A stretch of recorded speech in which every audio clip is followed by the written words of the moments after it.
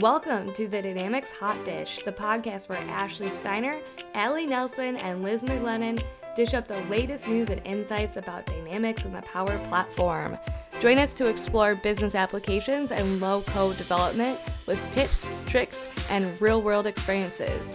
So grab a seat at the table and let's dig in. Hi everyone, this is Liz McGlennon and I'm recording at Microsoft Build in Seattle. And I'm going to be interviewing Bob Serr, who is the VP of Azure Communication Services at Microsoft.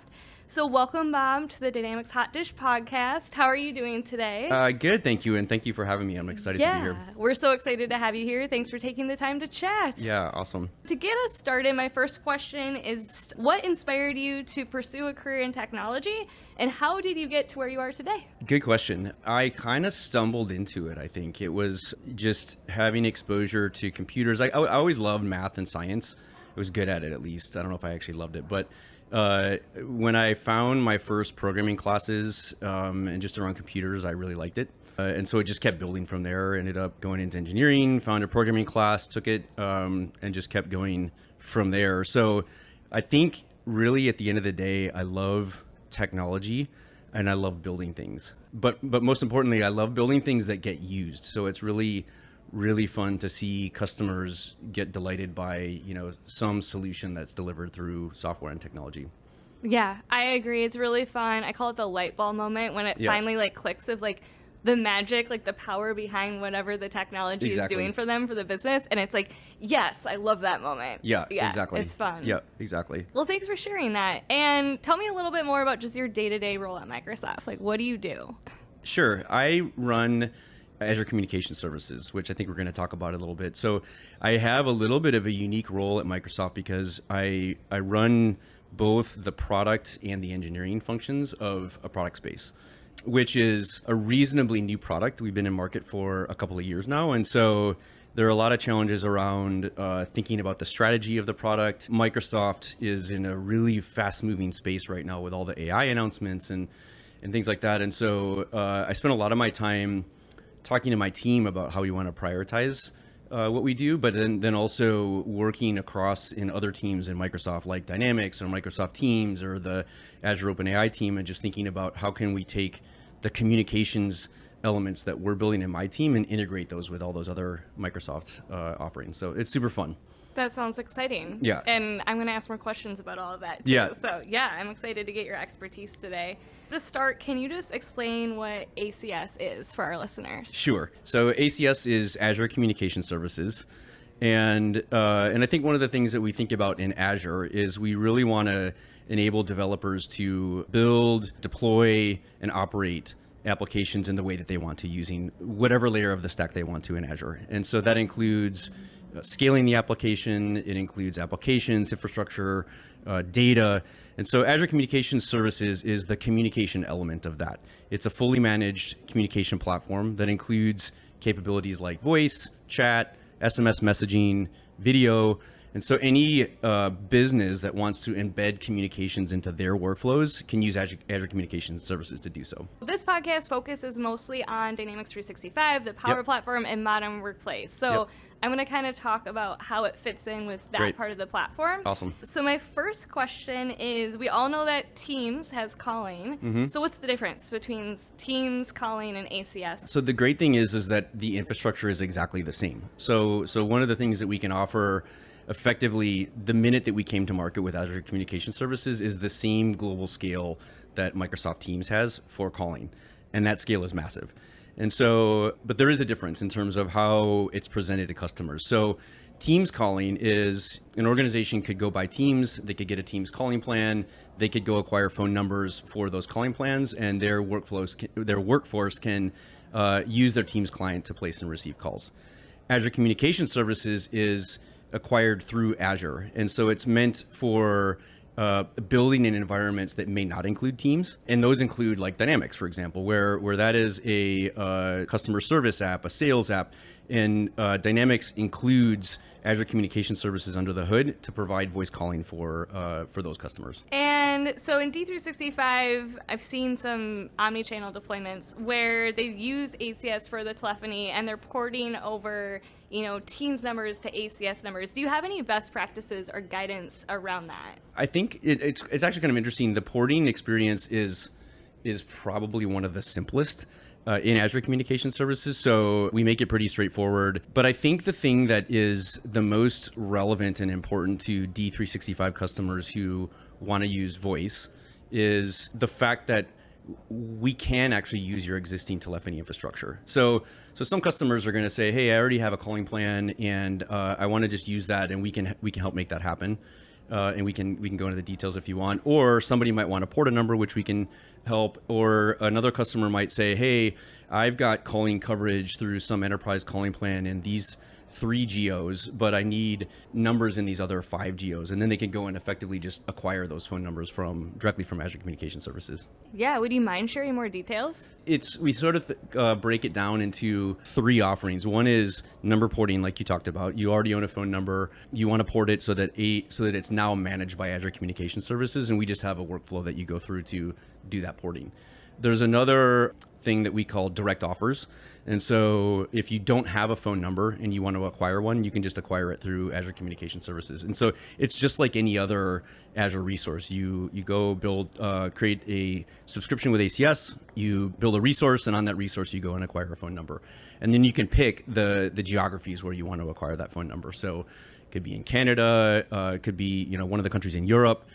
Then the third is what we call direct routing. So this is for enterprises that already have a calling plan. It could be with an AT&T or Verizon or something like that. And so we can effectively route those through a piece of technology called a session border controller. And then you can still control it using all of our SDKs and APIs. So you can handle call automation and workflows. And then it could eventually end up with like a D365 agent working on the agent desktop, receiving a phone call using our dialer, basically, that sits, or our calling SDK that sits inside of that experience. You had mentioned scaling. Can you share more about what you're working on with scaling the platform? This is actually super exciting because, especially from a Dynamics perspective. So when you think about the fact that Dynamics, and it's not just actually voice, also chat, Dynamics chat, not a lot of people know this, under the hood is actually also ACS. Mm-hmm. And so when ACS is built on an infrastructure that powers over 300 million monthly active users with Teams. Wow. It's big. That's crazy. And so we're talking about like just massive meeting minutes and calling minutes on a minute, like every single minute, daily, kind of annually. And so being able to offer that scale inside of D365 is super important. So if you think about, at least from my perspective, D365 is able to now go after bigger customers. And so there are these contact centers, for example, or kind of customer service groups that aren't just a couple of hundred agents, they're like thousands of agents. And so one of the big things that we're doing working with the D365 team is platforming more of their communication stack, including voice, on top of ACS, so that we'll soon be able to offer effectively that massive scale for any contact center in the world. That's exciting. It is very exciting. Can you give any specific use cases around, where you've seen it deployed from a call center scenario where it's changed the operations and the processes of the team? The brands that are using this are betting their business on it. And so what I think is really cool to think about is it's not just about a single communication modality. Mm-hmm. It's about an omni-channel experience, and it's about a 360-degree view of the customer. Mm-hmm. And so if you take all the communication channels that ACS offers, some of those are powering communication channels in D365, and then D365 has the 360-degree view of the customer, then all of a sudden you can start using AI to really change how agents can deliver really, really great customer service to those customers. So, and it could be over any channel. So I could go to a chat website or a website and find a chat widget and ask some questions. If I want to, I could escalate that to a phone call with an agent. Maybe it's automatically escalated because the sentiment detection detected I was frustrated, or maybe I say, can I speak to an agent? But then the context can be completely carried over into that experience. And D365 can use intelligent pairing to make sure that I'm paired with the right agent to solve that problem. And so the interesting thing I think that we see as a result of that is customers are not only providing better customer experience, but they're actually ending up with better engagement with their customers. And so, which is super, super important. So I think combining all of those things together, powered by data and AI, is where the real magic is. It's exciting. Yeah. All the new stuff with AI has been really awesome this year. And then, of course, stuff announced here at Build. I'm interested, can you share more about that pairing? Like, how does that work? How does it know who to send them to? I think it's based on the data that it's aware of. Some of it is configurable, some of it is, and it's getting smarter all the time. Meaning like the AI that's available to help do that pairing is getting smarter over time. So in the early days of, I would say, call it like contact centers or customer service, when you have inbound calls or inbound chats, those systems in the past have been very sort of static and programmed. It's how do I classify this as a if let's say I'm calling my cable company and I've got a remote control problem, I'm going to classify that as a remote control problem. In the old days, it used to be that I would have to say I have a remote control problem. Now AI might just detect that out of what I've said so far. Right. Historically, you might say, well, I'm going to create a call queue for remote control problems, and I'm just going to like define a rule that routes it there, and then I'm going to have all the people that can handle that problem ready to answer it. But there may be nuances around, and this is like an oversimple example, but there may be nuances around some agent or some group of agents have experienced this specific problem with this specific remote control in this area for these specific channels. I'm just making stuff up. Yeah. So what's interesting about the possibility with AI pairing is that it's literally outcome based. We're not just going to make sure that we're optimizing every agent in the infrastructure. We're going to make sure that the customer gets to their result in the fastest, best way possible.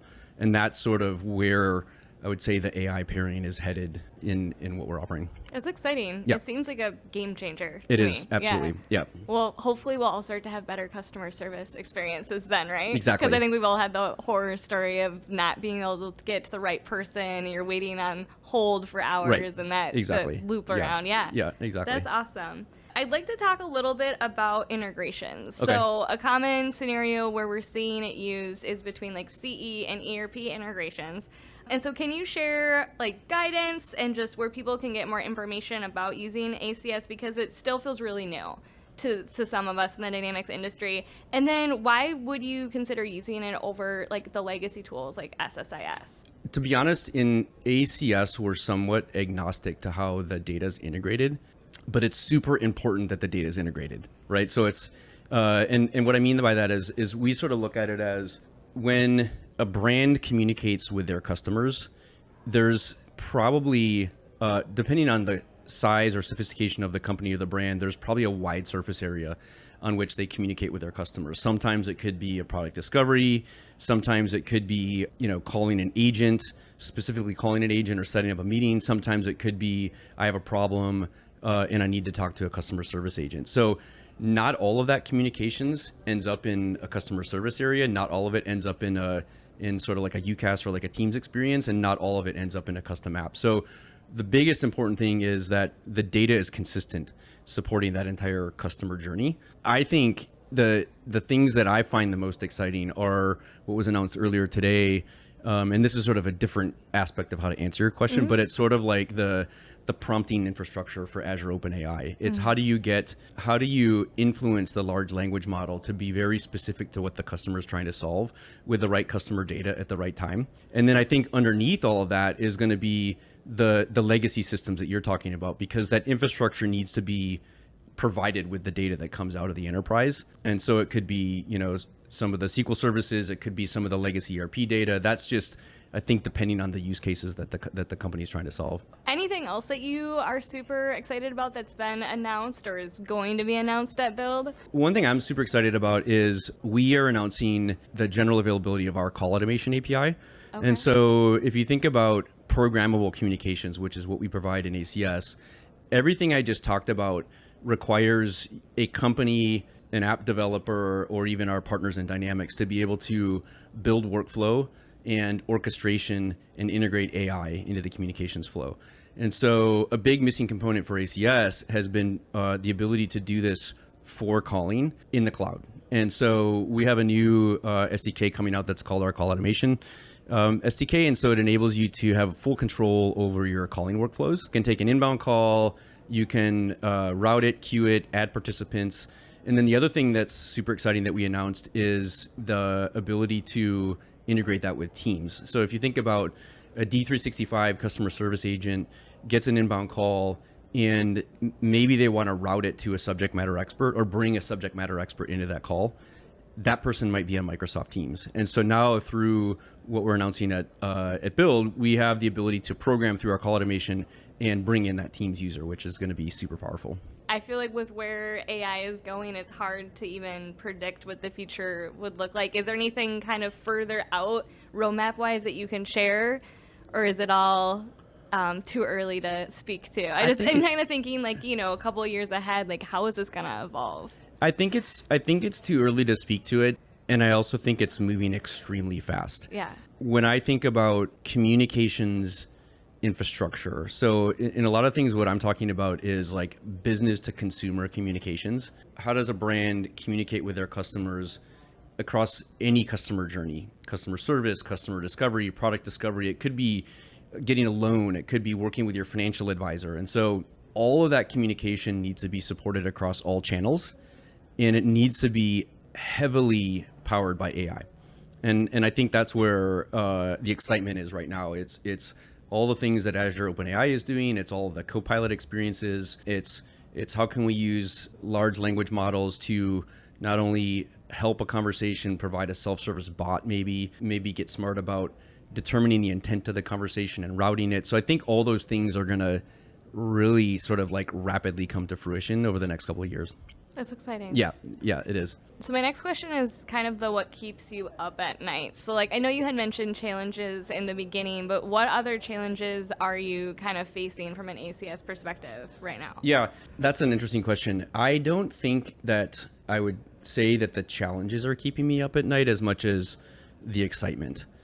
So we're in an interesting space where there is so much possibility and so many areas for innovation that I think deciding how to prioritize and sort of anxiety about how fast can we get it done is probably the biggest thing right now. So we're constantly trying to just optimize around what our customers are asking for and just figuring out the right lens on which to prioritize so that we can be really smart about what comes out in the next 6 months, what comes out in the next year, what's a 2-year, 3-year sort of horizon. Those are probably the biggest challenges. Is just the possibilities are literally endless at this point in time.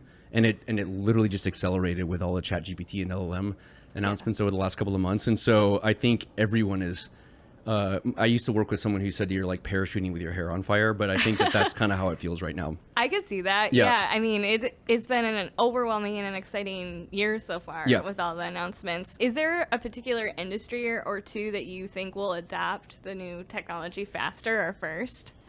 Like, where will it make the most impact first? That's a really good question. I think ultimately, and when you say the technology, I guess I'm thinking of AI-powered communications that helps with customer engagement. Yes, that's a good summary. Yeah, I heard an interesting, and I'm not going to get the numbers right, an analyst said that if you asked companies like 5 years ago, maybe 5% of them thought that increasing customer engagement is a differentiating factor, whereas now it's like at least 2/3, maybe 75%. Yeah. Where I think the most value is where any company that views customer service as a differentiating factor. It could be a really product company that really values the relationship with their customers. It could be a services oriented company. So where we're seeing a lot of success right now is in banking, for example. ABN AMRO, we just did a case study with them, which is all about virtual banking. Automated, embedded into the ABN AMRO experience. It's all about delivering better customer experience for their biggest banking customers. And the bankers, the internal people in the company are on Microsoft Teams. We see a lot of it in healthcare. Yeah. huge opportunity in healthcare, and this is actually really cool. Like Microsoft's mission is to achieve every person and organization on the planet to achieve more. Ours is to do that through communications. And so when we can go and help a cancer care institute, for example, do a better job of connecting patients with providers and really like making a meaningful difference in people's lives, that's super exciting. But I think the opportunity is big there as well. Yeah, it seems like it can make a really huge difference. We had been talking about kind of the pace of change. Do you have any advice for how people and organizations can keep up with the pace of innovation? Because it's just going to keep exponentially going faster, I feel like.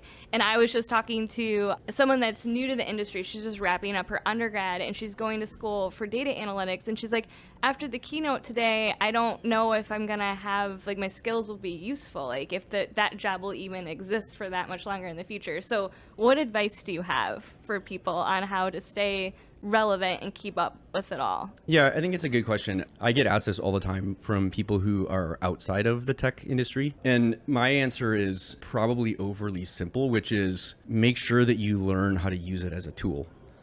And so there have been so many examples in history where industries were disrupted by something that made people a lot more productive. That's what's happening right now. I think as any technology professional, I think of it more as we're now going to be able to focus more on the meaningful stuff and delivering like real value as opposed to maybe something that can be automated. Right. So that's kind of how I think of it. I clearly keeping up on what's available in the industry is really important, but I also think that the best way to keep focus is to see how customers are using it, because that's what's going to make the most impact. And so anybody who knows how to apply the technology to deliver better results for customers is going to be in a great spot. That makes sense. That's a good answer. Is there anything else you want to share today? I think that's pretty much it, but it's just so exciting to be here and chat about the space. I love the possibility of, and I know this is a D365 kind of, so I can actually like abbreviate it, right? I don't have to say Dynamics 365, but it's people will know what you're talking about. But sort of like the full spectrum of biz apps in general, like D365, Power Platform, Power Virtual Agents, Azure AI, communications. Those integration possibilities are gigantic, and I'm really, really excited to see not just what Microsoft does, but what our partners do for customers using these tools. Yeah, me too. Okay, so we're gonna go to the last question, the signature question for Dynamics Hot Dish. Then, do you know what a hot dish is? Okay, so we talked about this before the show. Yeah. I kind of do because I was briefed. If you literally. In the sample questions, it said, "What's a hot dish?" and I panicked because I didn't know what it was. So is it a casserole? It is. Yes, you're correct. And why is that? Is that like a Minnesota thing? It's a Minnesota / Midwestern word, Okay. yeah, for a casserole. Because I grew up in Michigan, so why don't I know this? We've had Michigan guests on before, and they didn't. Yeah, it's just not that broad of a Midwest thing. Definitely Minnesota and Wisconsin for sure. I guess I'm not sure if like the Dakotas or Iowa use the term, but it's a casserole. So what's your favorite hot dish? Well, I've never met a hot dish. I'm going to call it that, even though that's weird for me. I've never met a hot dish that I haven't liked. Okay. But I think that I would probably say just any chicken casserole. Okay. Yeah. But since you're an aficionado, what are the ones that I should be trying that I haven't? Well, my favorite one is actually a chicken hot dish as well. I don't even know if it's a real recipe, but it's a family recipe. So my grandma used to make it, and she called it Chicken Yummy. And it was chicken, cheese, and breadcrumbs. Perfect. Yeah, super healthy. Yeah. Yeah. No vegetables. But the classic Minnesotan hot dish is tater tot hot dish, which is tater tots, beef, cheese. So the tater tots are on top. They're kind of crunchy. That's and fantastic. then a variety of different vegetables depending on the person. So some people will put in corn or peas or green beans, but my family always did no vegetables. Again, not super healthy. Yeah. Straight out of the Midwest. Yeah. That's awesome. And I think that I really like them as leftovers. Yeah. Straight They're out of the good. fridge. Yep. It's good stuff. My mom always used to get mad because she'd make a whole casserole, a whole hot dish, and think that we'd have leftovers for meals. My dad would eat the whole thing. And she's like, they're supposed to be leftovers.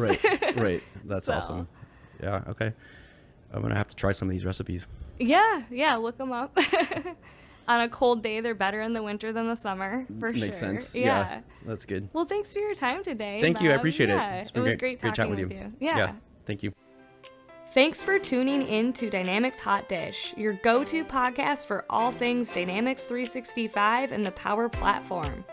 If you found this episode helpful, be sure to subscribe and leave us a review on your favorite podcast platform. And don't forget to follow us on social media for even more insights and updates on the latest trends and best practices in business applications and low-code development. We'll be back soon with another delicious serving of Dynamics and Power Platform goodness. Until then, keep innovating and building great solutions.